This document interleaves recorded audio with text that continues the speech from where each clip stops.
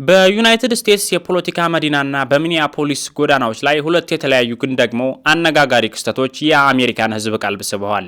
በአንድ በኩል የሴኔቱ ምክር ቤት በቬንዙዌላ ጉዳይ ላይ ከፍተኛ ክርክር ውስጥ ሲገባ፣ በሌላ በኩል ደግሞ የሚኒያፖሊስ ከተማ በአሳዛኝ የሞት ክስተትና በተቃውሞ ማዕበል ውስጥ ትገኛለች።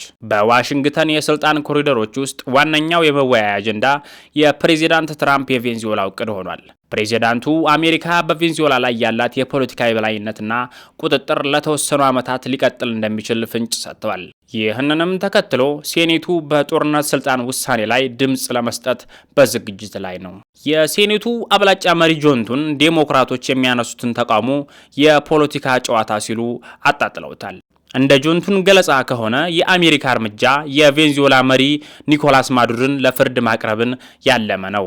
አክሎም እሳቸው ማዱሮን በሺዎች የሚቆጠሩ አሜሪካውያንን የሚመርዝ የአደንዛዥ እጽ ካርቴል መሪ ሲሉ ይገልጿቸዋል። ነገር ግን ታሪኩ እዚህ ላይ አያበቃም። የዴሞክራቱ ሴናተር ክሪስ መርፊ የአስተዳደሩን እቅድ እብደት ሲሉ ይተቹታል። መርፊ እንደሚሉት ከሆነ ይህ ዘመቻ የቬንዙዌላን ነዳጅ በጠመንጃ ፈሙዝ የመዝረፍ ዓላማን ያዘለ ነው። ጆንቱን ለዚህ ክስ የሰጡት ምላሽ ፈጣን ነበር። የቬንዙዌላን ነዳጅ እየዘረፉ ያሉት ቻይናና ሩሲያ ናቸው ያሉት ሴናተሩ የአሜሪካ ጣልቃ ገብነት የነዳጅ ኩባንያዎች ወደ ስፍራው ተመልሰው እንዲገቡና የሩሲያና የቻይናን ተጽዕኖ ለመቀነስ ያለው ስትራቴጂካዊ እርምጃ እንደሆነም አስረድተዋል።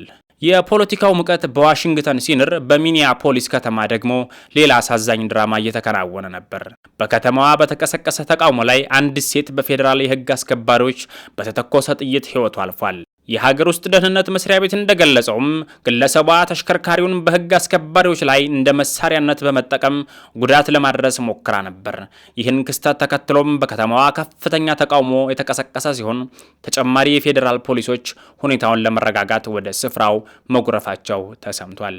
ሴናተሩ ጆንቱን የተፈጠረውን የህይወት መጥፋት አሳዛኝ ብለው ቢገልጹም ህግ አስከባሪዎችን በጥብቅ ተከላክለዋል። በተለይም የኢሚግሬሽንና ጉምሩክ ተቆጣጣሪዎች ስራቸውን በአግባቡ እየሰሩ መሆኑን በመጥቀስ ተቃዋሚዎች ከህግ መስመር እንዳይወጡ አሳስበዋል።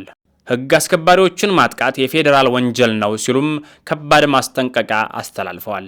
በስተመጨረሻም ነገ የህግ አስከባሪዎች ቀን እንደሚከበር በተነገረበት በዚህ ወቅት አሜሪካ በሁለት ፈተናዎች መካከል ትገኛለች።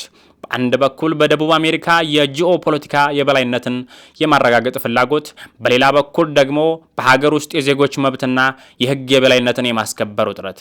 የሚኒያፖሊስ ጎዳናዎች ለጊዜው ረጋ ያሉ ቢመስሉም የፖለቲካው ትኩሳት ግን ገና አልበረደም።